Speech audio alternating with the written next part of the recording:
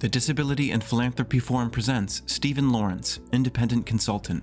1 in 4 Americans are people with disabilities, roughly a billion people worldwide. Yet what we found in the data for 2019 is that basically 2 cents of every dollar awarded by foundations in the Foundation 1000 focused on disability. But first, let me say, how did we get to that figure? How did we come up with the benchmarking report that's just been released? Well, without going into too much detail, I want to note that our research process included defining disability for the purposes of our study, and in fact, even creating a working definition of disability inclusion, rights, and justice. And so in the funding, we're capturing both apparent and support for both apparent and non-apparent disabilities. I will also note we're excluding funding for medical research for the specific reason that this funding often supports training for individuals to conduct medical research who are not people with disabilities. And the medical research itself may or may not ultimately yield a benefit for the disability community. The next phase of this work, once we had our definitions, was licensing grant level data from Candid using its Foundation 1000 data set. And for those of you who aren't familiar with it, it's a data set of 1,000 of the largest private and community foundations in the US. These funders, because they're the biggest ones, account for about 45%, so close to half of all foundation giving by the roughly 100,000 foundations. In addition to this set, we supplemented it with about a dozen disability-focused funders that weren't included in the Foundation 1000 already, such as the Disability Rights Fund.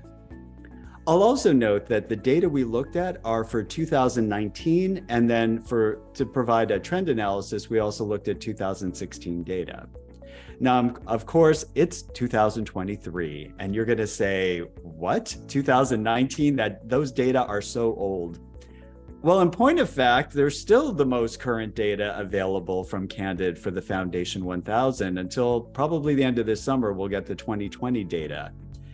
In this case, it's not Candid's fault. COVID had impacts on many things, and it very much impacted the speed at which both foundations were filing their information returns, and the IRS has been processing them. So it's unfortunately still the latest we have.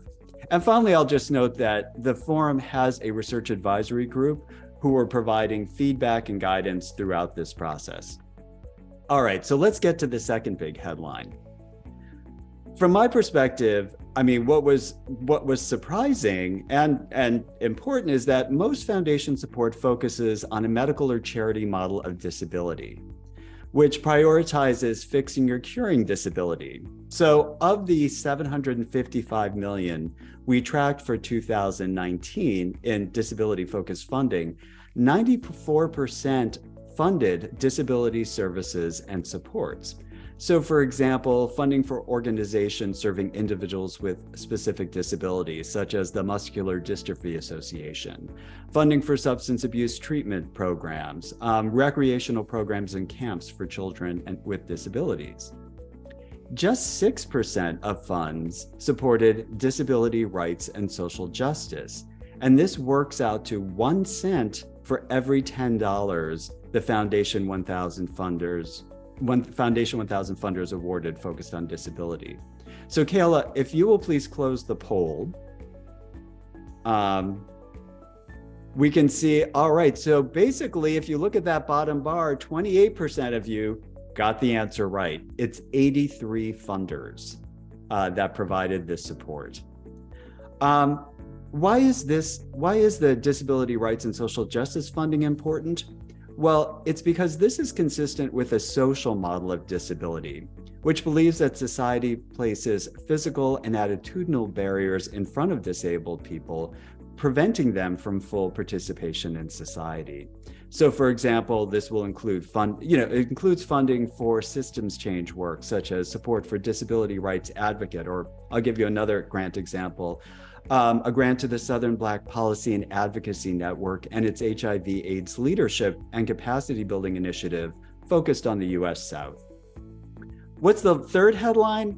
Well, the third headline is simply, while we saw 83 funders for disability rights and social justice, 3 out of 4 funders included in the Foundation 1000 made at least one grant consistent with our definition of disability broadly. And that certainly seems like a strong place to begin in terms of growing support. To continue your learning journey, visit disabilityphilanthropy.org.